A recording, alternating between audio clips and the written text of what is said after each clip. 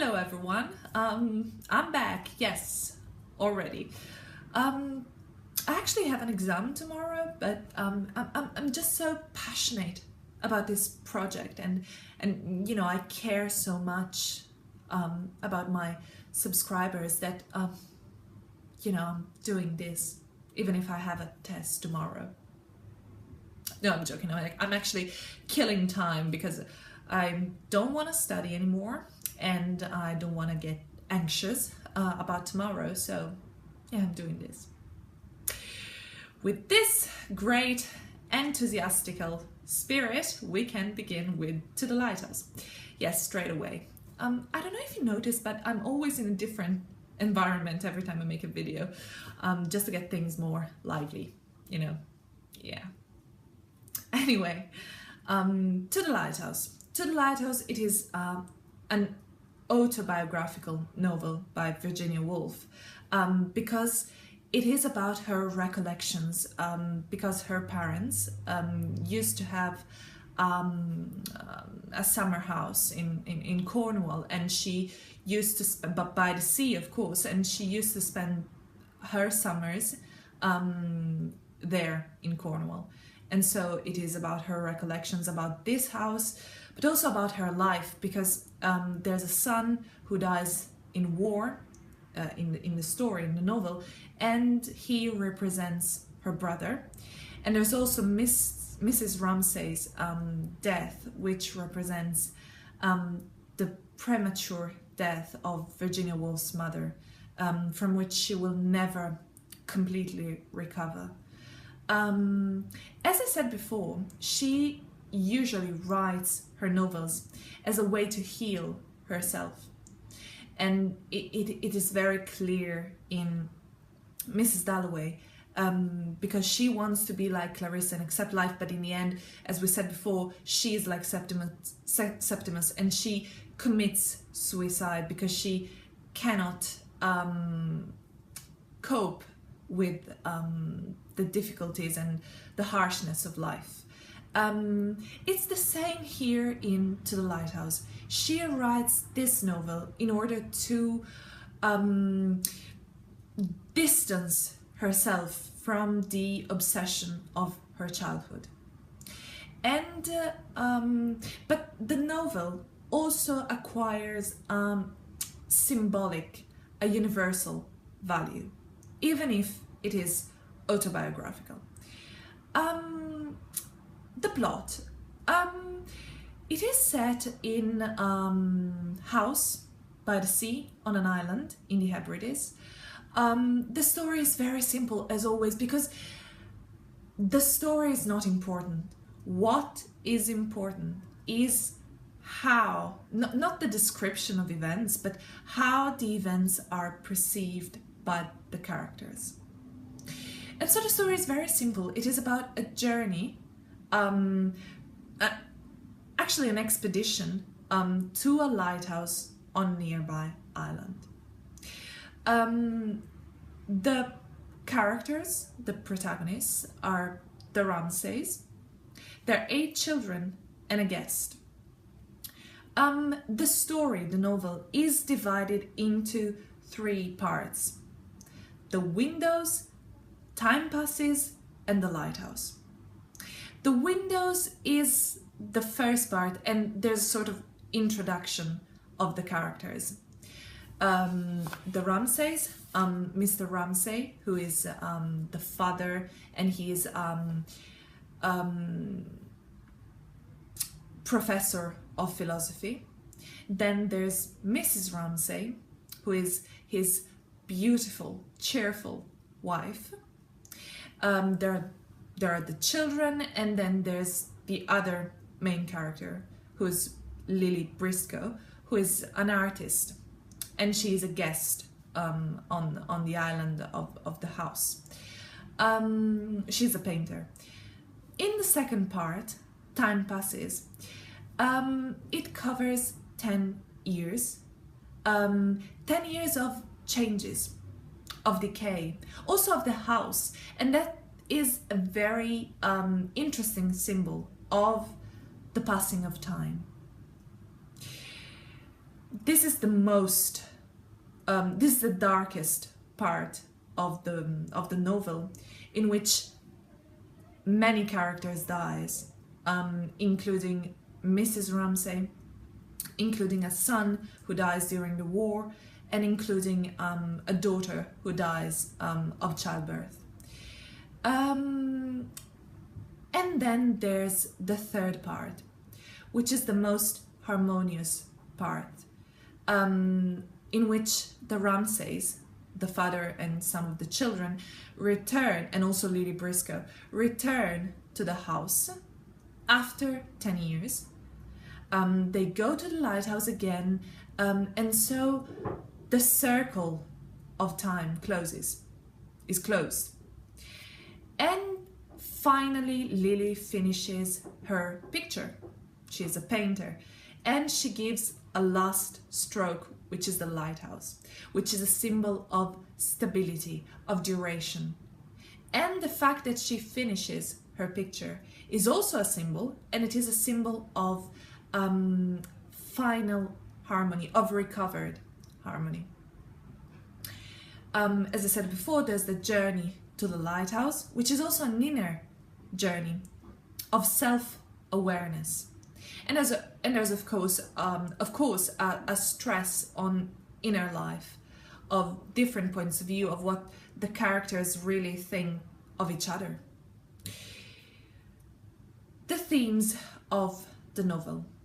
There are three main themes. The first one is the contrast between masculine and feminine.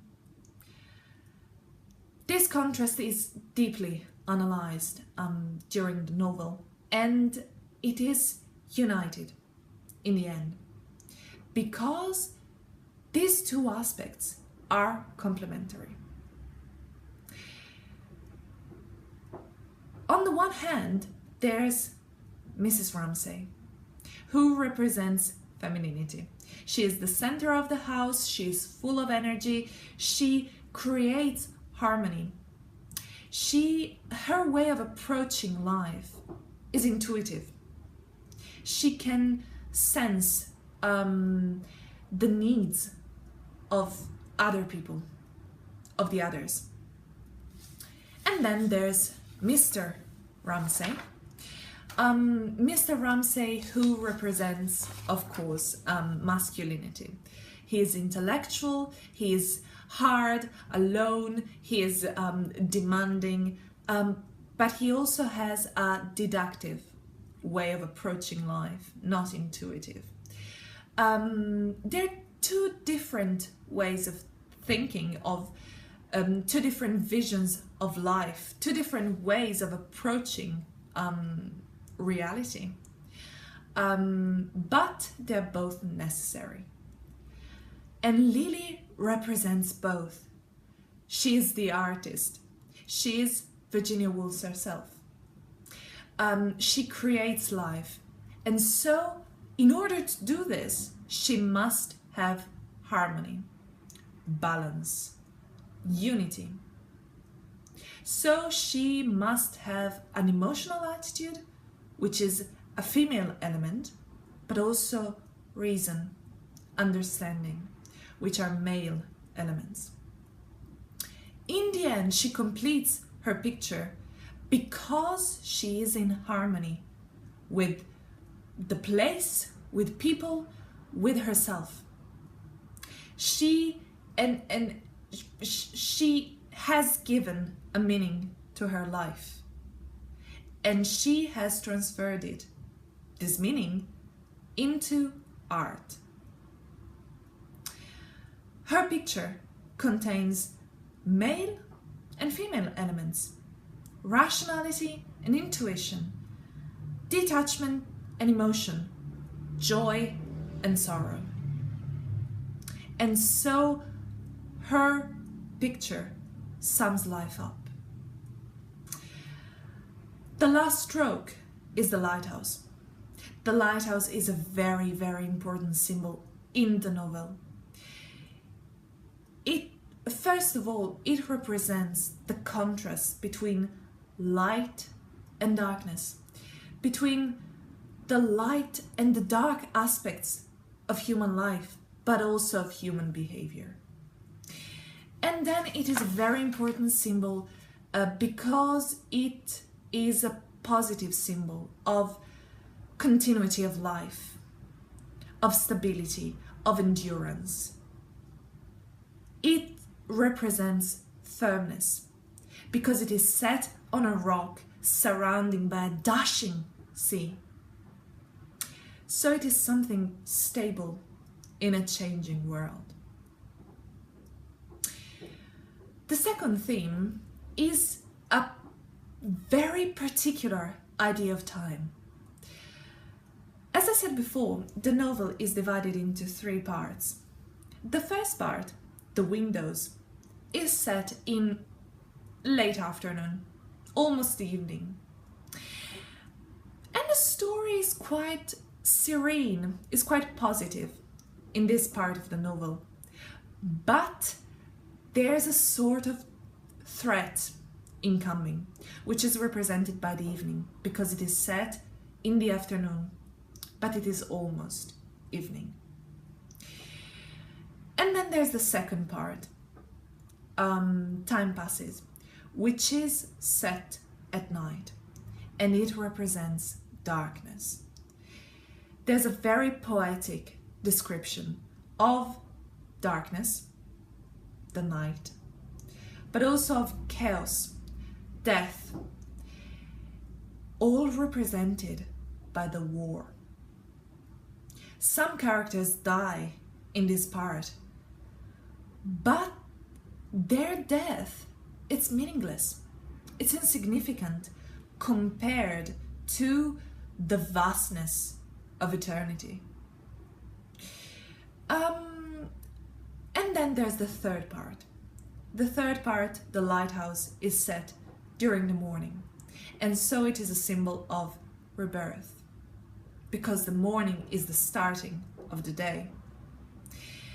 And Mr. Ramsay and the children, and Lily also, are all reunited in a feeling of communion.